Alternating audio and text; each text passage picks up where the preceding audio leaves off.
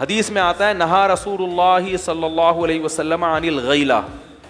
غیلہ کہتے ہیں عربوں میں عادت تھی کہ جب ایک بچے کی ولادت ہوتی تھی نا تو وہ کہتے تھے فوراً حمل اگر ٹھہر جائے گا تو پہلے بچے کا دودھ خراب ہو جائے گا, لہذا وہ وقفہ کرتے تھے کہ کچھ عرصے وقفہ ہو تاکہ پہلا بچہ 2 سال دودھ مکمل کرے پھر پریگننسی ہو, کیونکہ بچے کا دودھ مکمل نہیں ہوگا تو بچہ کیا ہو جائے گا, کمزور.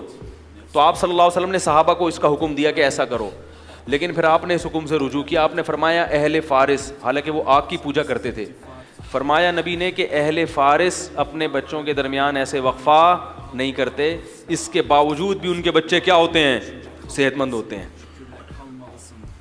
تو نبی یہ والی چیز کس سے لے رہے ہیں, پرشین سے, جو آگ کی پوجا کرتے تھے, جن کا ہدایت سے دور دور کے بھی کوئی تعلق نہیں تھا. تو کیا مطلب, گویا نبی نے بتا دیا کہ اس فیلڈ میں وہ ہم سے, دنیا کے لحاظ سے وہ ہم سے, عرب تو ترقی کو جانتے ہی نہیں تھے نا, تو دنیا کے لحاظ سے تو وہ بڑی طاقتور حکومتیں ہیں, انہوں نے اس فیلڈ میں ہم سے ترقی زیادہ کی ہے. جب ان کے بچوں کو نقصان نہیں ہو رہا تو ہمارے بچوں کو بھی نقصان نہیں ہوگا.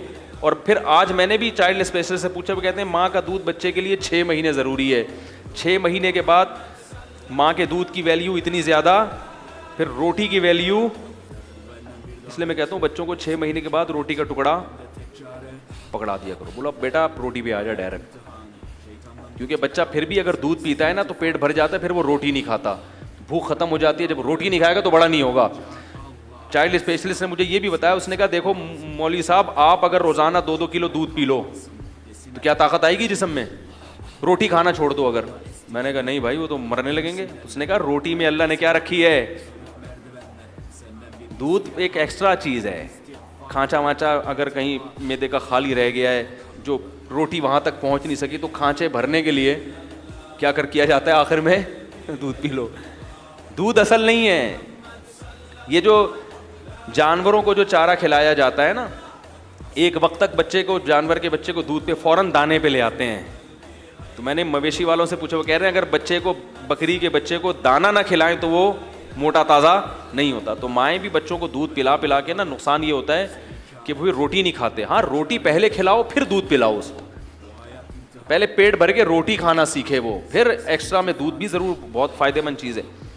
تو رسول اللہ صلی اللہ علیہ وسلم نے یہ علم کہاں سے لیا, اہل فارس سے. تو پتہ یہ چلا کہ ہدایت کس کے پاس ہے, محمد صلی اللہ علیہ وسلم کے پاس. تو رسول اللہ صلی اللہ علیہ وسلم نے سائنس کا علم کہاں سے, یہ جو ایک چھوٹی سی سائنس تھی یہ کہاں سے لیا, اہل فارس سے. تو میرے بھائی اگر وہ اہل فارس کہتے چونکہ آپ نے یہ چیز ہم سے لی ہے کہ بھائی یہ بچوں میں وقفہ کتنا ہونا چاہیے نہیں ہونا چاہیے, یہ چونکہ آپ نے ہم سے سیکھا ہے, لہذا اب ہم آپ کو بتائیں گے کہ نکاح کا کیا طریقہ ہے بھائی, اور تجارت کیسے کرنی ہے, نماز کیسے پڑھنی ہے, پڑھنی بھی ہے کہ نہیں پڑھنی ہے, اور عدالتی مدینہ کی ریاست کے لیے جو لاء مرتب ہوگا وہ کون لکھے گا, ہم لکھیں گے. تو آپ صلی اللہ علیہ وسلم قبول کر لیتے؟ آپ کہتے مجھے اللہ نے سیدھے راستے کو بتانے کے لیے دنیا میں بھیجا ہے. سیدھا راستہ صرف کس کے پاس ہے, محمد صلی اللہ علیہ وسلم کے پاس, دنیا میں کسی کے پاس نہیں ہے.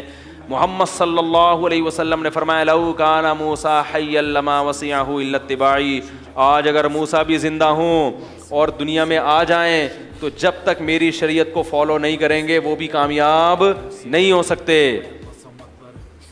تبھی تو نبی کا درجہ سب سے زیادہ ہے تمام پیغمبروں میں, کہ اب کوئی بھی پیغمبر اگر زندہ ہو کے آ جائے اس دنیا میں دوبارہ تو بھی وہ, حضرت عیسیٰ جب قرب قیامت میں آئیں گے تو کس کی شریعت کو فالو کریں گے, محمد صلی اللہ علیہ وسلم کی. تو نبی صلی اللہ علیہ وسلم کے پاس ہے سیدھا راستہ, تو وہ گوروں کے پاس نہیں ہے. تو نبی کے جانشین کون ہوتے ہیں, علماء. علماء کی 2 قسمیں, اہل حق بھی اہل باطل بھی.